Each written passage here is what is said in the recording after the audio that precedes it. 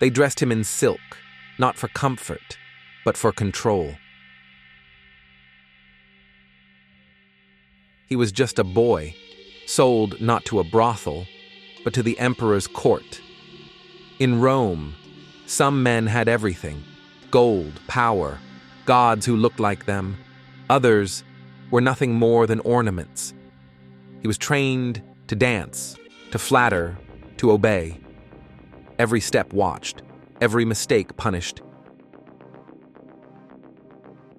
His name was erased, burned from memory. He became no one. They called him a pleasure servant, but behind palace walls, he was a prisoner, wrapped in luxury. They led him to the Palatine hill, where marble towers rose above the city, and a boy became property of the empire. They bathed him in perfumes, not to honor him, but to erase him. His name was taken, replaced with a word, soft, meaningless, easy to forget. He was trained to move with grace, to dance, to smile on command. Older eunuchs taught him the rules: when to bow, when to kneel, how to survive. He was no longer seen as a person, only as another ornament of Rome's wealth.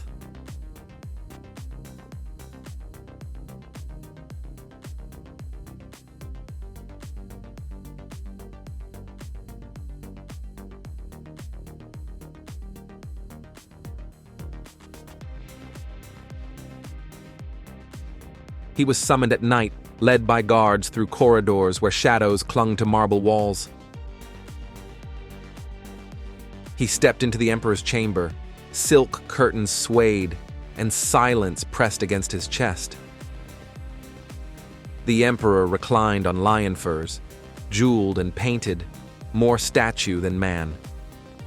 He was told to dance, and so he did.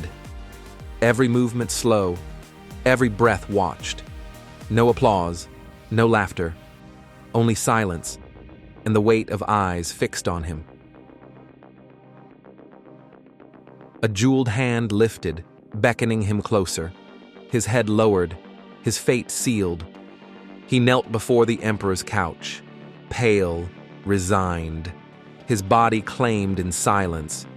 He knelt on cold marble as the eunuch's staff pointed above him, every breath reminding him he was no longer free. With trembling hands, he poured wine, careful not to spill a drop, for one mistake could bring punishment. He stood behind the emperor's couch, still as stone, laughter around him, but none his own. A hand gripped his shoulders, forcing his posture straight, submission drilled into his very bones. He stood in line with others, boys dressed the same, faces pale, eyes down, each one stripped of identity, kneeling beside treasures of gold and ivory. He was treated as one more ornament, lifeless, silent, owned.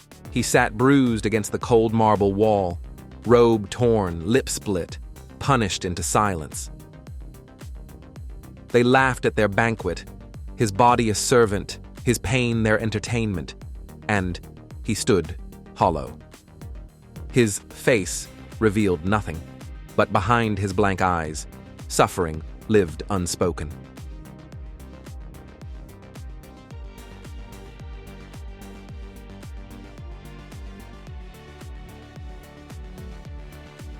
They made him kneel in blood, scrubbing away the stains of cruelty, as if erasing truth itself. He was inspected like property, a gift passed from hand to hand, stripped of his humanity. He forced a smile for them, but a tear betrayed the truth that even hope was fading.